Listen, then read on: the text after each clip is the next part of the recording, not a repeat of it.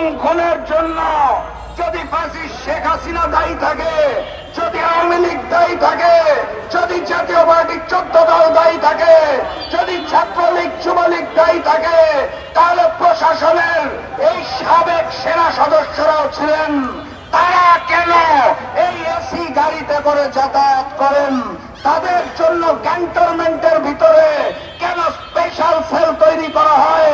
আমার 2000 ভাই বোন যখন শহীদ হয়েছে, তার বিচার যখন চলছে, গুম খুনের বিচার যখন চলছে, সন্ত্রাসীদের জন্য স্পেশাল ব্যবস্থা আমরা মেনে নেব না।